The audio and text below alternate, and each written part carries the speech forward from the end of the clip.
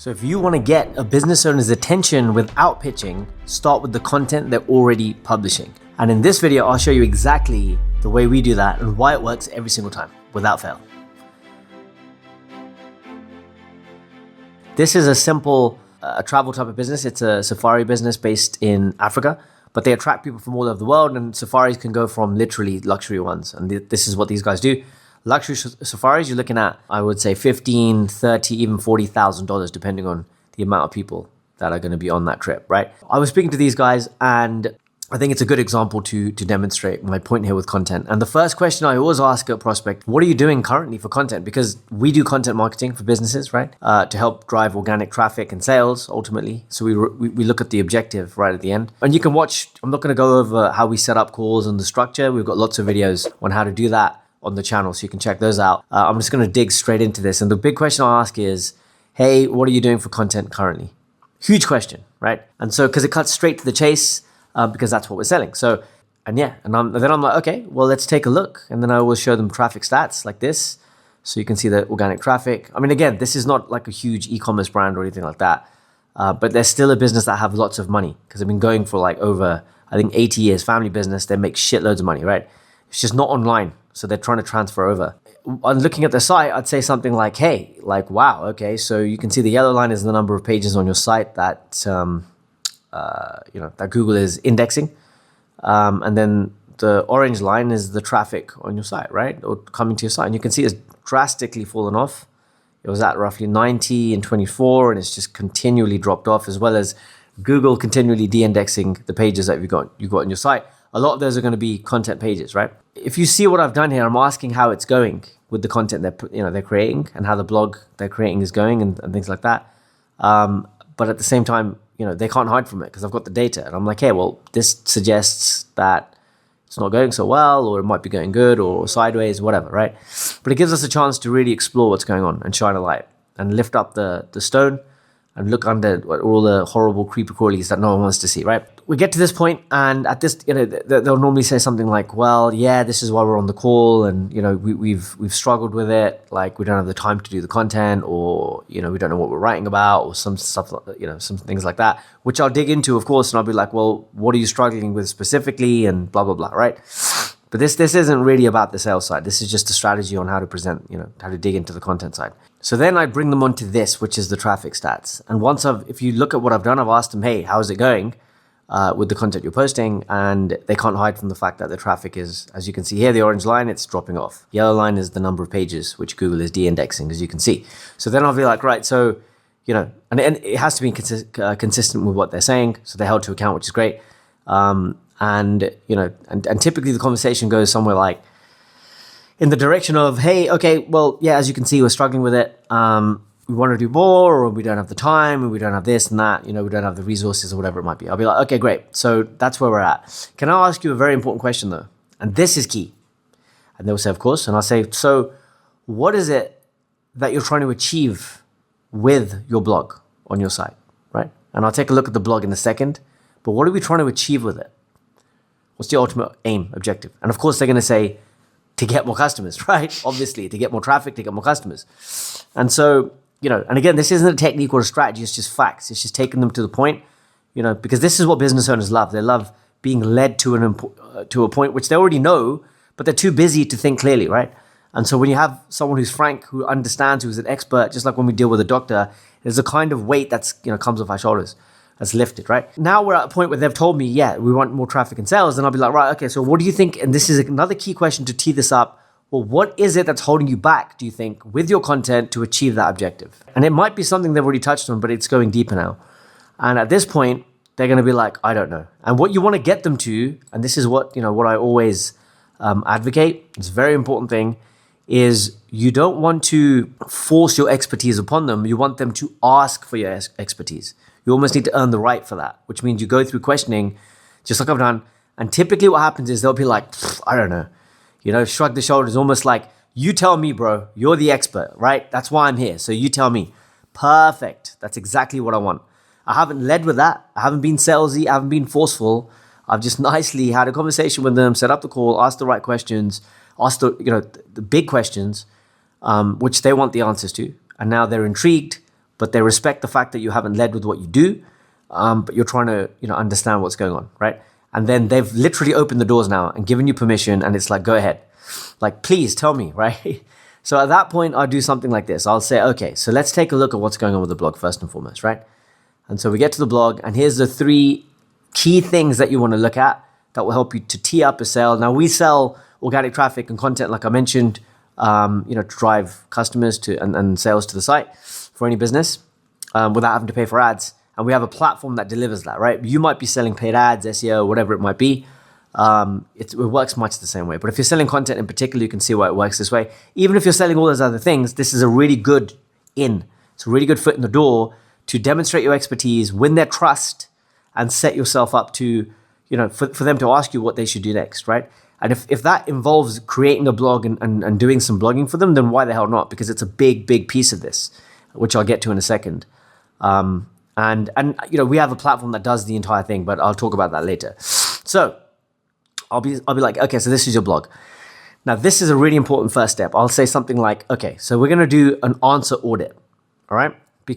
And this isn't like the SEO, technical audits and all that shit out there. This is very, very direct. There's no jargon. There's no fancy language, because I believe that if someone uses overly fancy language or jargon or complicated phrases in order to explain something, they don't understand it enough, right? And more than likely, the result isn't going to be positive. Whereas on the opposite side, if someone could explain very clearly in layman's terms, simply what they do, what it is, how it works, what you need to do, then the results typically are very, very, they will come thick and fast. Why? Well, I think it comes down to, if someone has to go, refer to jargon and lean on that, they're likely memorizing stuff. And if someone memorizes stuff because they've got a high IQ and repeat it back to you, that doesn't mean that, it just means they haven't understood the subject matter well enough. Whereas someone who just breaks it down in one sentence, one phrase, bam, simple language, then you're good to go, right? That's why I'm saying answer audit. Answer audit is simply, how many pieces of content do you have on your blog that actually answers a question? Simple, right? And they'll be like, okay, well, elaborate. And I'll be like, right, well, let's look at the amount of pieces you have. Let's say they have 10 pieces of content on their site, which these guys do, right? They have more. Then I'll be like, we're just going to simply look at the 10 pieces. So we've got 3, 6, 9, and 10 here. So we'll stop here with this cute little turtle. And I'm going to ask, okay, so let's look at all of these. And out of 10, how many of them, in the headline first and foremost, answer a question that a buyer of your service might have? So let's run through it. And then I'll run through it and we do the exercise together. So the little 5 of the animal kingdom. Is that answering a question? Nope. Why do hippos yawn? Nope. I mean, that somebody might ask that, but that's not linking to what they can sell. Very, very unlikely. Conservation partnership with Frankfurt Zoological Society. Nice announcement, but not answering a question. Tanzania bans, and we can go on and on. Nope. Harvard, nope. 3 new luxury secrets in Tanzania. Is that a question someone's going to have? Oh, what's the new luxury secret in Tanzania? They might ask for a resort, but not a secret. Again, nope. 6 reasons to visit the Selous Game Reserve. Again, no, because people will look for, what is the Selous Game Reserve? What sort of things can you see there? Selous Game Reserve versus another game reserve, on and on you go. So again, nope. Tanzania, unforgettable, a letter from our family to yours. Nope. Sounds fancy and lovely, but nope. 3 animals that have mastered the art of social distancing. Nope. And World Travel and Tourism Council safe travel certification. Congratulations on your certification, but doesn't really mean shit for answering questions that your buyers and customers might have. So they've literally scored 0. Now, I typically say if you're less than 40 to 50%, what the hell are you doing? If you're at 60 to 70, it's still bad, because it should always, it should be 100%, right? Because the way that Google works now is you should be answering questions which your customers have, because it shows Google, it feeds the LLMs that you give a shit about your market, you give a shit about your audience, and you're committed to educating them, right? And then of course, you'll get sales after that. Whereas most people are chasing the sales and not bothering to offer value to the market. And what does that do?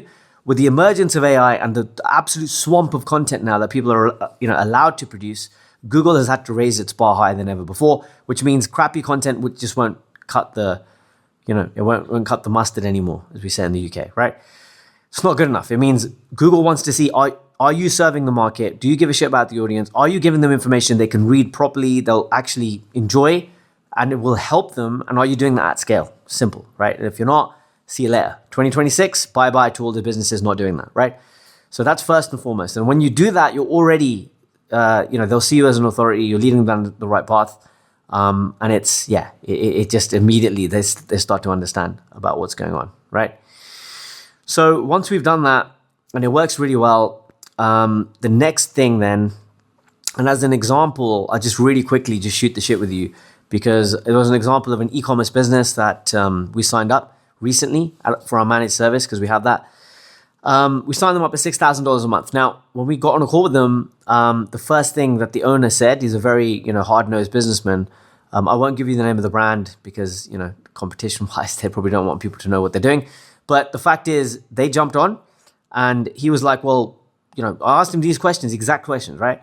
So, and then we got to a point where I did the blog thing, and then I said, hey, man, can I be frank with you? He said, absolutely, because businesses love, owners especially, you to be frank. So I said, who is writing this blog for you? And he's like, well, I'm doing it myself. In terms of, I've got a team, but I have to sort of rewrite pieces of every single one. I'm like, are you fucking kidding me? You're rewriting every single piece of, and he was blogging quite heavily, right? And he's like, yeah. I'm like, bro, you're not a copywriter. You're the CEO. You should be the captain of the ship, right? If you have to do that, then you need to either fire people or hire someone else, right? And he's like, well, blah, blah, blah. We got to the point where he was like, well, what do you suggest, Jay? Right? And I said, simple. I go, you just need to do this answering of questions thing. And he's like, well, give me an example. I don't really, my content's pretty good. And I'm like, yeah, but you failed the audit. It's obvious that you don't have, you haven't got the right content. And what Google wants, the LLMs want. In the end, he was like, well, just tell me what, give me an example. I go, let me ask you this, right? When it comes to your business, who buys your stuff? And it's an oxygen concentrator company. That's what they did, right? Portable. And he said, well, it's going to, and he got a bit like, frustrated. He's like, oh, fine, let's play this game. I deal with, or customers are people like a smoker, been smoking for 10 years, wants to regain lung capacity, and wants to know the supplementation and the exercises that they can do in order to achieve that. And I'm like, wow, that's amazing. And we're gonna call him Ted for now, right? Because I can't use his real name. I was like, Ted, that's amazing. Like, have you created any pieces of content ever to answer any of these questions that you've just literally, or problems you've just raised for that exact market? And then his eyes literally went, and he's like, holy shit, I get it. Bang, done, right? And of course, there was we went through a process, but he ended up signing up. Many months later, still paying $6,000 a month, happily, right? With a $5,000 setup fee, by the way. So what's the, why am I sharing this? I'm sharing this simply because, once you explain this to people, it's not about fancy meta tags, schema, overly complicated language and technical shit. The future is just answering questions and then imagine, and the next stage of what we do is then take the blog where we answer those questions really well and repurpose that into as many formats as possible. And then publish on 300 sites. That's what we offer. So you can see this setting us up to do that really well. But again, no matter what you sell, you can sort of push that. All right. Okay. So the next thing then is when you dig into the content. Okay. So they've obviously not answered any questions here. But the next step is looking at whether the content is user-friendly and has a user in mind. In other words, how human beings actually consume content, not how the business thinks they consume content, but just the natural way people do. So for example, here, you've got good spacing, right? It's decent, good headline, nice image, fun fact. It's been done, right? Really well. Now this is quite obviously been written in a painstaking way by somebody, which is good because it's nice, it's well laid out. It could have been longer form, but again, it's not answering questions, so the whole structure's off. But as an example, this is not bad. But really, you want key takeaways at the top. You want good image placement, and the way the copy is written has to be something that the user can find easy to read and understand and process and run through, right? And if you do that, more people read it. Google loves it, and the more content you create like that, it's like green signals, ping, ping, ping, ping, ping, to Google to see you as the authority and drive more traffic to you and increase your authority, right? Simple. And the LLMs have something to reference constantly, and it positions you as the expert as well. And again, our platform does all of that. Not that I'm pushing that at all, but in case you're interested, that's what we do. We literally have a blog section. We do 8 formats of content automatically. We pick a question, it produces 8 formats, bang, all the modules. Blogs are one of them, and it's already pre-baked into that into our platform, because the way that the content needs to be written really is it needs to answer the question as I mentioned, right? So in demand, it needs to be manageable competition in terms of topics and questions that people haven't answered ever and create a piece of content on. And finally, it needs to bring people into the buyer journey, right? Otherwise, what's the point of what you're doing? You're trying to create traffic to create conversions and sales. And our platform and our blog section does the whole thing. It's already baked in. That's why it works really well. But even if you're doing this manually, these are really, really good steps to understand. And the business absolutely loves it at this point, right? So the third thing then, finally, just to wrap this up, is going to be the use of AI, okay? So what I always say is you don't want to overuse or over leverage AI, and you don't want to under leverage AI. You want to do just in the middle, right? Sweet spot. That doesn't mean that you can't use AI content, okay? Because Google doesn't have a problem with AI content if AI content answers the question that people have and builds the content in a user-friendly way. But AI doesn't know how to do that. It's not designed for that, right? So that's why you always need humans to craft that bit, which is why our 15-year playbook of how to create content that actually gets the click, actually engages the user, is baked into our platform, which leverages the AI. But the AI can't lead that because the AI is not human. And you need to understand human psychology and how it works in order to do that, right? But the AI has never written, it's never created anything ever. It just takes in from what's being created. For example, AI has never baked a cake, right? It has to rely on other people who have baked a cake and their information and put it in as an example. So anyway, a quick demonstration then of what happens if you do 100% AI content pretty much. You will get penalized because, again, typically, unless you build something incredible, you still need to touch it up and make sure it's got the user in mind and things like that. So 60-70% AI content is fine, right? Provided you're answering questions and all the stuff that I talked about, the three things. But this is Jasper.ai. I did a piece on these guys a while ago. $1 billion business is what they were valued at about 4 or 5 years ago. I spoke at a conference with the CEO of this business, and that's what they were valued at that point. Now they're not even close to that. They secured $130 million in investment at that point, and now their traffic has just fallen off a cliff. Why? Because they continue. Look how many posts they've got here. Lots and lots of content. Looks great, right? And this used to work a few years ago, not anymore. If you look at the screen, does that answer any questions? Nope. If you scroll down, look at this. No key takeaways, no images, let alone image placement. And it's just, look at the formatting, right? It's all over the place. And it just shows a clear lack of any consideration for the market and the audience, right? And if I just scroll down here real quick, just to give you a demonstration, and this is one thing you guys can all do as well if you wanted to, but I can copy that. I can go to a tool like ZeroGPT or something similar, and I just bang this in there just to have a quick look. And bang, 99, almost 100% AI content. You know what that does? That screams to Google, hey, I can't be bothered to tweak this because I think, it's fine as it is, right? And I don't give a shit about my market. I don't give a shit about my audience. I just want to create as much content as I can and just pump it out there, right? Why not? So in other words, I want to create content bloat because they've been told content is good, even though they're an AI content generation business, for goodness sake, and they were market leaders at one point, first to market as well, I think. But they're just pumping lots of content, which is creating that content swamp and bloat, as I talked about, which Google this is the exact thing Google hates. But ultimately, that's another thing I would do, is I'd look at their content and I'd put it into AI. As I suspected, this is human content, right? But let's confirm that. So copy, let's put this now into the checker. Delete and paste. Okay, let's have a quick look. Yeah, 35% AI, right? So it's likely to be almost 100% human, right? But anyway, that's important because when you demonstrate this to businesses and you say, hey man, I wouldn't, if you do shit like this, which is the 100% AI content, then you're going to struggle because Google is going to absolutely massacre you in 2026. Because, again, nothing wrong with AI content, but if you're using AI and you're not answering the question, you haven't got the user in mind, you're not building the content for people to consume in the way humans consume, then you're screwed. Google is going to absolutely kill you. Why? Because you're not serving anybody. People are not going to read that. Google knows they're not going to read that. Google knows, the LLMs are not going to get any value from that. So it's just going to keep, de-indexing your pages and your traffic will plummet. But the opposite is true if you're creating good content that people actually need, people actually want, people actually consume. It shows you care about them. It shows you want to help them. It shows you want to put value out there, which positions you as that expert and bang, all these things come together. And this is just a blog, right? So at this point, what normally happens is the business is like, holy shit, like this is really powerful stuff. You clearly know your stuff as well. You clearly know your shit. I want to do business with you. What should we do to fix this, right? And we typically then will take the blog off their hands, if they pay us enough, right?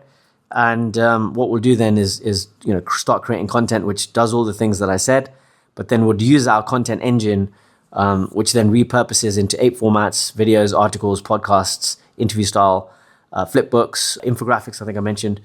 If not, then yeah, infographics too. And then bang, we then publish all across 300 sites, including the videos. We'll go on short form reels and YouTube, Vimeo. We've got Instagram and whatever. So you can see the flow here of how we do that. And again, that's not to push that on you. It's just to demonstrate, because you need to know the context of what we sell, because you might sell something different, right? Okay, so that's the framework. No pitch, no authority flex or anything like that. You start with what they're already doing. You let the data do the talking, and bang. Now, if you want to understand how this fits into the entire call, especially how to win the frame early so you can kick off the call and lead into what I've just talked about, then feel free to watch the video called 10 Minutes Equals Power, because that video will show you how to set up a call properly so you can switch into this part smoothly and without resistance. So watch that next, and then come back to this one and you'll see how it all sort of clicks together, as well as many other videos that we've got on the channel, if that is something you want to check out. If not, all good. Hopefully you enjoyed this one. Thank you very much, and hopefully I'll see you in the next one.